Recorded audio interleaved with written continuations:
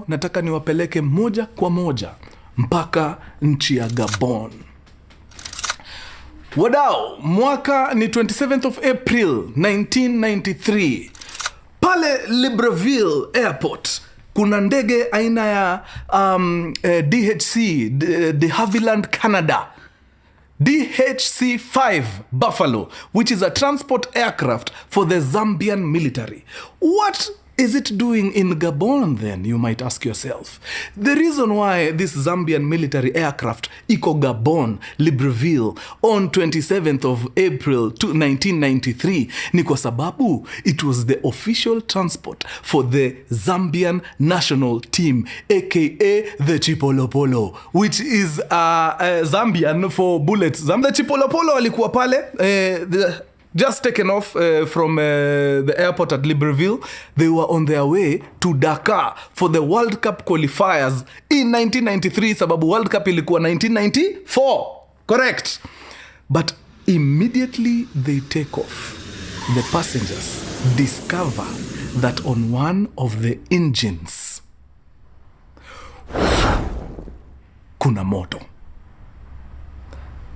Noma bin noma.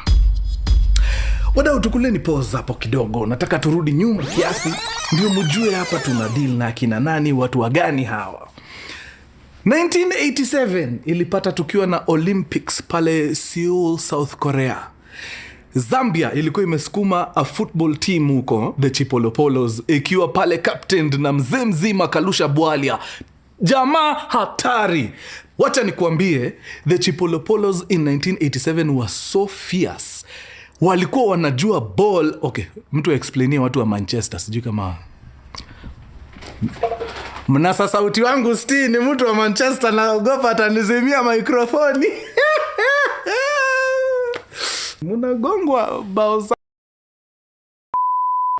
Bad day in the office, wacha tu tuseme hivyo. Hizo shida za Manchester ni shida the Chipolopolo sawako wana relate, sababu in 1987 these guys were so good. At the Olympics in Seoul, South Korea, walitandika Muitaliano bao 4-0. Unacheza kupiga Muitaliano bao 4-0. Nani ndio anatesa Italy saisti? Italy. Ama Italy waliacha kujua ball? No, like player. Italian players na vile mazee zamani walikuwa wanatusumbua. Enzi za akina Gattuso, akina Zanetti, walitusumbua hiyo time. Luca Toni, wabo alicheza mpaka akiwa karibu miaka 60 walai. Anyway, so that was the kind of team that was going to represent Zambia in 1993 for the World Cup qualifiers. Now, this particular day, wakati aircraft imeshika moto ni 27th of April 1993. 26th of April 1993, these guys had just come from Mauritius for another football qualifier, World Cup qualifier, and they had performed very well hiyo time. Mambo ilikuwa mufti kabisa. So walikuwa wamerudi nyumbani Zambia, wafanye shughuli 2-3, then on 27th waanze safari yao ya kwenda wapi? Kwenda Dakar, Senegal, kukutana na Senegal pale. Now, safari yao ya kutoka Lusaka, Zambia mpaka Dakar, Senegal, kidogo kupata ndege ya commercial ilikuwa ni tashwishi kiasi, lakini military wakajitokeza wakasema, tuko na DH5 zetu hapa, si tunaweza sukuma hii team.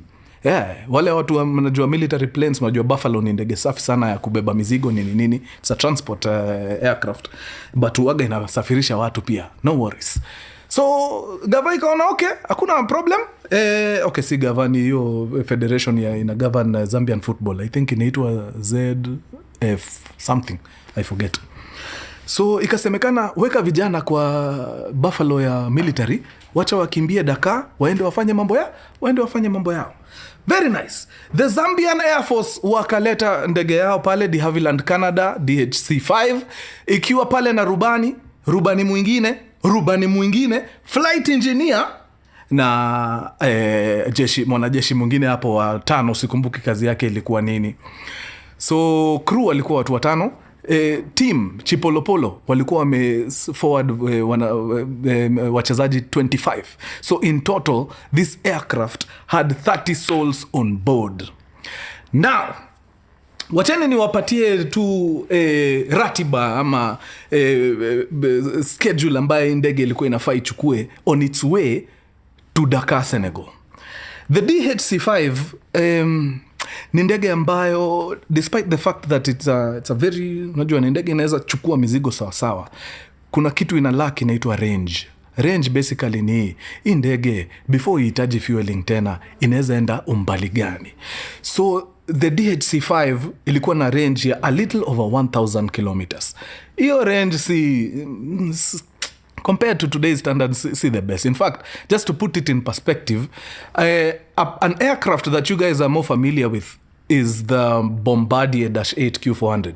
Hiyo ni ile mnaendaga nayo Mombasa, the jumbo jets, the forward nini. Si mnajua hiyo ndege inakoga na turboprops 2. Watu wa jumbo jet you know it.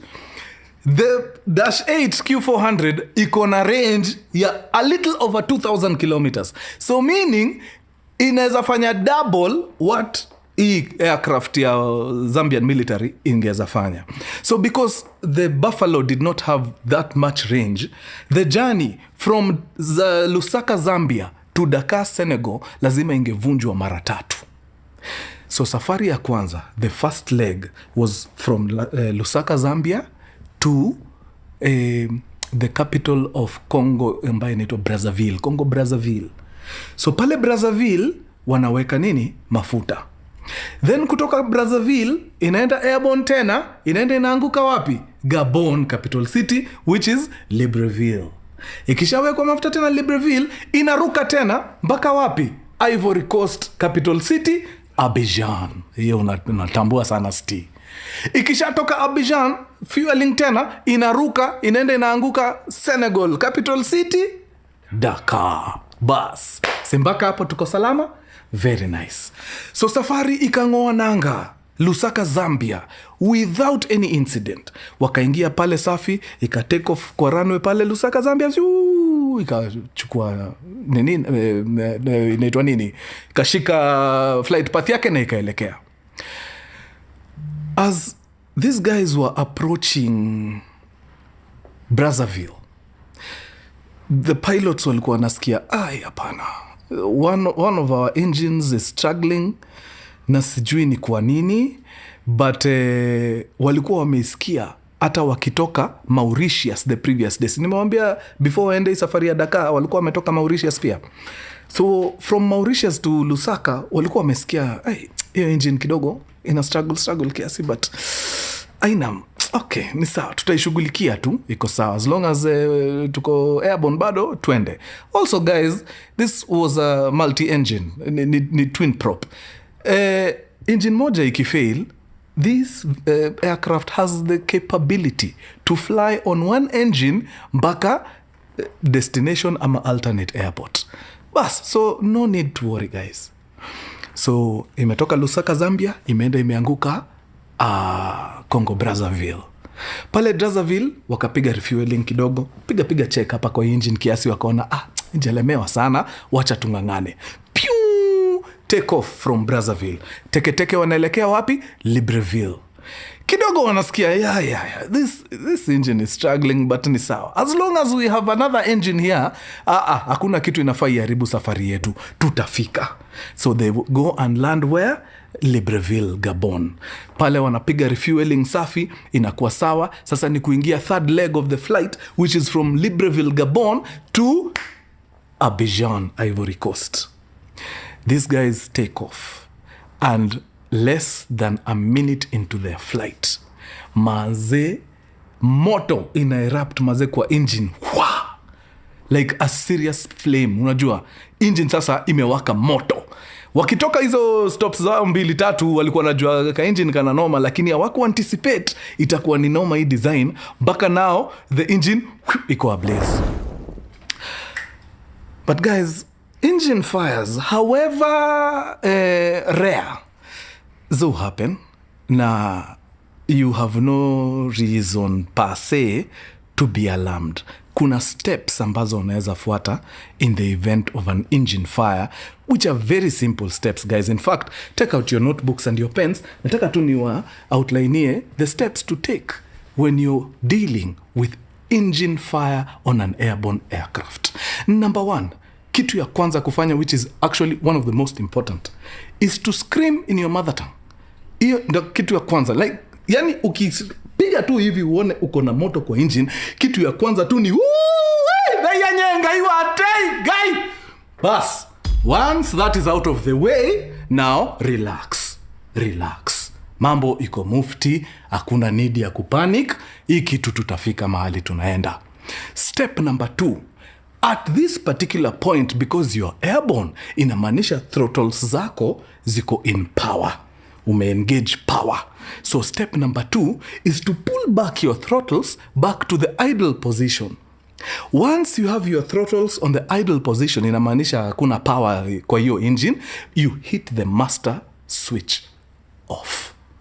Hapa umefanya nini? Umezima hiyo engine. Kumbuka, there's no need to worry. Why? Because you still have another engine that can very easily fly your plane to the next, to your destination or to an alternate airport.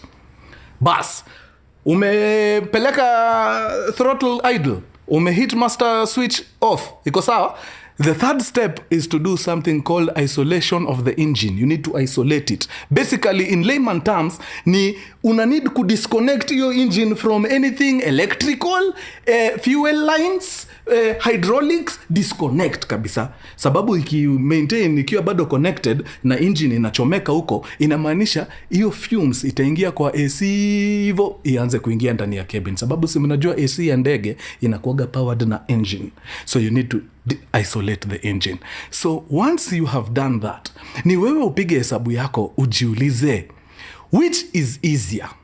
Turning back and going back to where I came from? Or continuing to my destination? Or going to an alternate airport? Kuna kitu watu wa aviation wanaitaga PNR. PNR ni point of no return. Ukishafika point of no return, inamaanisha you cannot go back. It will take you longer, you will burn more fuel going back than actually continuing with your journey. So kama haujafika PNR, unaweza piga kona urudi mahali umetoka. Kama umehit PNR, angalia destination kama iko karibu. Kama destination iko karibu sana, tafuta alternate airport, land your aircraft, wacha engineers wakuje wafanye mambo yao. So you see, there's really no reason to panic. So ikakuwa ndo hivyo basi. Wamediscover moto iko kwa engine. These are military guys, ni watu wameona vita, wameona maisha ngumu. So step number 1 hawakufanya. They did not scream in their mother tongue. Hiyo ni ya sisi ambao tunataka kujifunza hii kitu. Nice. So step number 2 ilikuwa ni kufanya nini? Ni kuzima engine. Na si nimewa-explainia hiyo. Wewe hata sasa unaweza zima engine ukitaka. Yes, leta tu hiyo kitu mpaka kwa idle position, hit the master switch, weka off. Bas, kwisha. Which the pilot did perfectly. Aliweka throttle pale kwa idle, akazima vizuri. He did a splendid job. Only he switched off the wrong engine.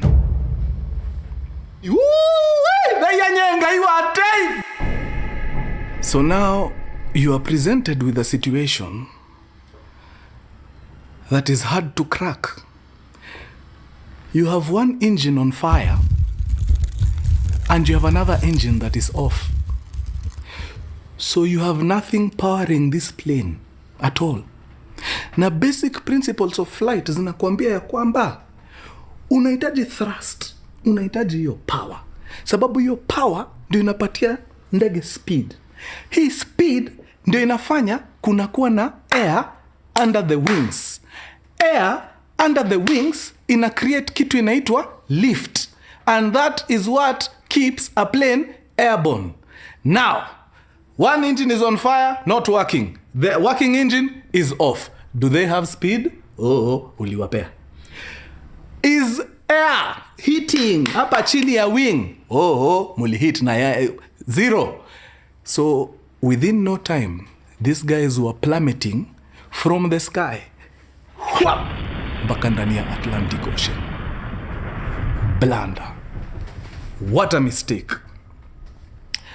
Wakati kila kitu ilisettle, Zambia had lost an entire football team of 25 players. Zambia had lost 5 military officers and Zambia had lost their military aircraft, which was a de Havilland Canada DHC-5 Buffalo. Sasa ndio ngori zinataka kuanza, sababu watu wanajiuliza, first of all, kwa nini Zambia national team wanaenda na ndege ya kijeshi? Why? Number 2, kwa nini investigation report haitoki? Ni nini hiyo mnaficha? So mazee, watu wakaanza kumount pressure kwa Zambian government. Mahali ndege imeangukia, hao watu pia wako na responsibility ya kupiga report yao, kupiga investigation zao. So Gabon wakapiga uchunguzi pale, waka-go through kila kitu nini, na waka-release report. Hao ndio walikuwa wa kwanza ku-release hiyo report even before the Zambians did. And the Gabonese, I don't know if that's what they are called, the Gabonese report ikasema aircraft ilianguka sababu ya 2 main reasons. Reason number 1 ni kitu inaitwa pilot fatigue. Jamaa alikuwa kazi for days, hajarest vizuri nini, so ikafanya maze decision making yake ikakuwa off. Number 2, kulikuwa na a faulty switch ambayo ilipatia pilot wrong information, and that could have been the reason why he ended up switching off the wrong engine. It was chaotic, catastrophic maze. Kupoteza wase wote maze, the whole country ilikuwa inategemea hii team juu World Cup ndio hiyo, we are coming. Some 5 years ago tumefanya Waitaliano mbaya bana. Hii World Cup lazima tuingie tusumbue maze. But the entire aircraft with the entire team and the 5 military guys ikaingia kwa maji na ikapotelea huko. So of course country bana ikaingia mourning. The president at the time, President Frederick Chiluba, akaita mkutano Kasarani yao, inajita the Independence Stadium. Watu wakapiga masi ya mazishi pale. It was very sad, extremely sad. All the 25 players and I think the 5 military guys were buried right outside the Independence Stadium, place inaitwa Heroes Acre. Mpaka leo ukienda unaweza cheki tombstone zao hapo. But the unfortunate bit ni ati out of the 30 people aboard the aircraft, I think only 12 or 13 people were able to be identified. Like, hiyo crash ilikuwa so violent mazee, people were cut up to bits and pieces. Na unajua the thing about the ocean maze, bits zako zikishaingia kwa maji zikutane na papa huko, kwisha mambo, kwisha. It's a done deal, unakuwa dina. So yeah maze, it was sad. It was what a day bana. But kuna tu sheria zinasema gavana what must go on. Si usemaga nini kwa sinema? Something must go on hata kukienda mbaya. It's a phrase I use every week. When it matters, I forget. Sawa, mtaniambia hapo kwa comment. Basically, maisha lazima iendelee. So what happened ni they had to reconstitute another team to proceed for the World Cup qualifiers. Now, ndio mjue pia watu wanakuwaga na bahati ingine yani. There are 5 players. One of them was a gentleman by the name Malwanda. Anaitwa Malwanda? Bennett Mulwanda. Bennett Mulwanda was a player wa Chipolopolo. He had played for this team for 5 years. But now, Bennett had a day job. His day job was, he was working for the Zambia Consolidated Copper Mines, ZCCM. Alikuwa ganapiga job huko. So anytime Chipolopolos were playing, ilikuwa lazima Mulwanda aende kwa mdosi wake amwambie, Gabe, si umeona fixture? Si umeona tunacheza? Si itabidi uniandikie leave out, niingie huko nisakate ikabumbu tuende tufanye mambo yetu, then nirudi. And these guys gave him permission for 5 years tangu Mulwanda akuwe signed kwa the Chipolopolos. Guess what? On this particular day in April of 1993, Mulwanda begged his bosses wampatie tu chance aende acheze World Cup qualifiers in Dakar, Senegal, sababu walikuwa almost sure wana qualify. He did not want to miss it. Today of all days, okay, that day of all days, wadosi wake wa ZCCM wakamwambia ngumu, haiwezi, we need you here at work. Mazee, tunafurahi sana ile kazi unafanyaga na Chipolopolo, lakini leo turuhusu tukunyime. He was very disappointed. Little did he know that his bosses at CCM were actually saving his life. Anaitwa Barnett. Barnett Mulwanda aliponea chupu chupu. He was not on the flight on that fateful day on 27th of April 1993. Good. Remember nikiwaambia story ya Zambia kucheza na South Korea, Seoul, wakawafanya mbaya sana.